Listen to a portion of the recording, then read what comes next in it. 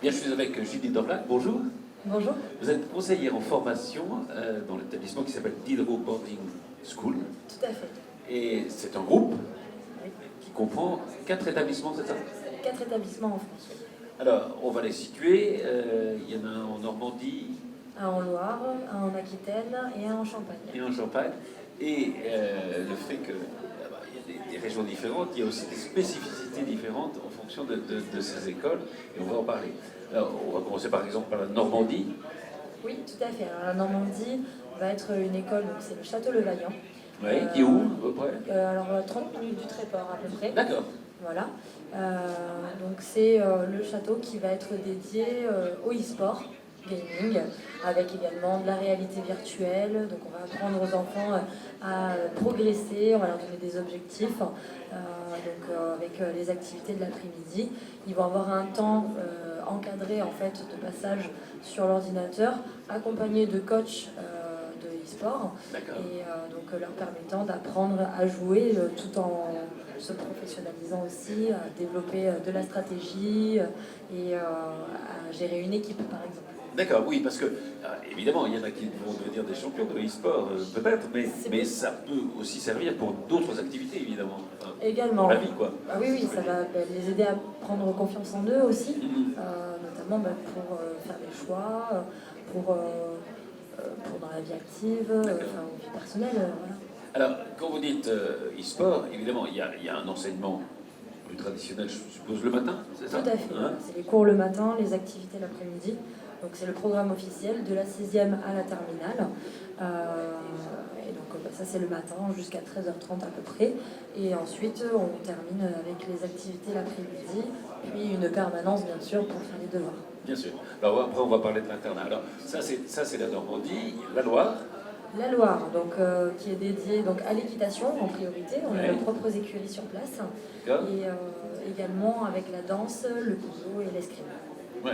Voilà. Donc, ça c'est très différent. L'Aquitaine? L'Aquitaine, ça va être autour des sports collectifs. Donc là, on va toucher au basket, le volley, le foot, le rugby. On a vraiment tous les équipements sportifs sur place pour permettre aux élèves de voilà, c'est un établissement qui est où à peu près en Aquitaine? C'est l'école de Tersac. D'accord. Ah, c'est l'école de Tersac. Vous avez reprise dans le groupe, c'est ça? Non, c'est ça? Oui. C'est ça. Et puis il manque la Champagne, c'est ça? Voilà, la Champagne, donc le château de Troissy, donc situé à Troissy, près de Reims.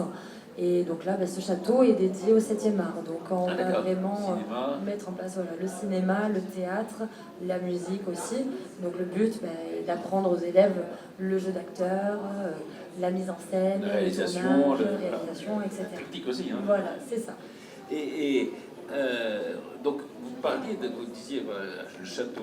Donc on a l'impression que les établissements sont des beaux établissements d'abord. Tout à fait. On a des châteaux pour la Normandie et la Loire. Après c'est un domaine de maître de maison. Et, avec du terrain, je suppose. Oui, en général au minimum 1 à 2 hectares. Oui, d'accord. C'est très très grand. Puis il faut pouvoir accueillir tous les équipements sportifs aussi, et culturels. Des grands et beaux endroits. Alors, on a parlé des différentes activités en fonction des régions.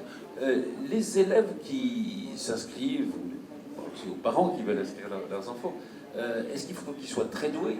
Par exemple en e-sport, ou en basket, non, pas forcément. En escrime, ou en équitation? Non, l'avantage c'est que dans tout cas, c'est une formation d'abord. Il va bien sûr y avoir des élèves qui ont déjà fait des équitations, passé des galops, ou alors qui ont l'habitude de jouer aux jeux vidéo. Mais en général, l'avantage c'est que les élèves peuvent apprendre sur place en fait. On va justement leur donner des notions qui pourront après leur permettre, même dans des études supérieures, de poursuivre dans ce domaine-là aussi. Et alors, on va parler maintenant de comment ça se passe pratiquement. Il y a combien à peu près d'élèves par établissement? Une centaine, c'est ça? Oui, voilà, à peu près une centaine. Mais donc c'est pas des...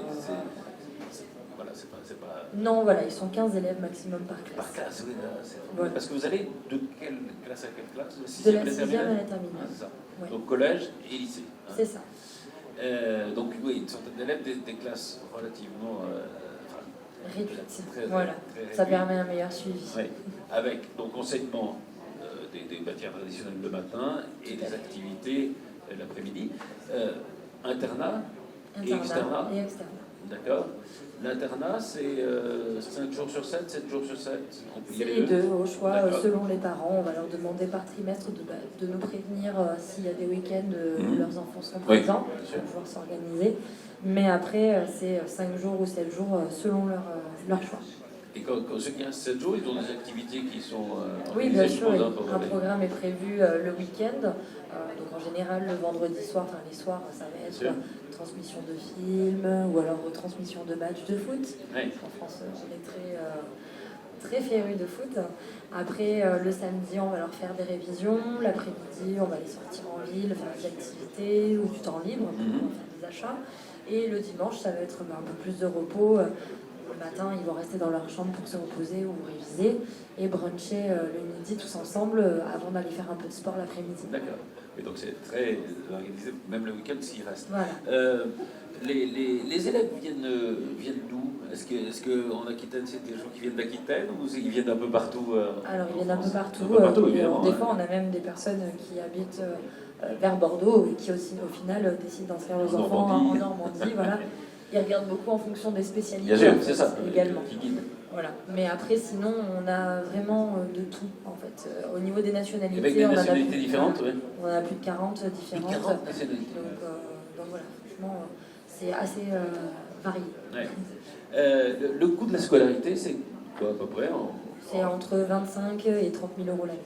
Voilà, avec l'internat? Avec l'internat, bien sûr. Hein. Oui. Là, je dis c'est le prix de l'internat. Après, vous divisez presque par deux. L'externat, évidemment, c'est pas le même prix. Vous avez un site, Diderot, non? Alors, on a le site Diderot. Après, sinon, chaque école a son propre site. Et chaque école a son propre site. Mais si on veut trouver, si on tape Diderot Boarding School... vous devriez trouver, sinon, c'est diderot-éducation.com. Diderot-éducation.com. Voilà. Très bien.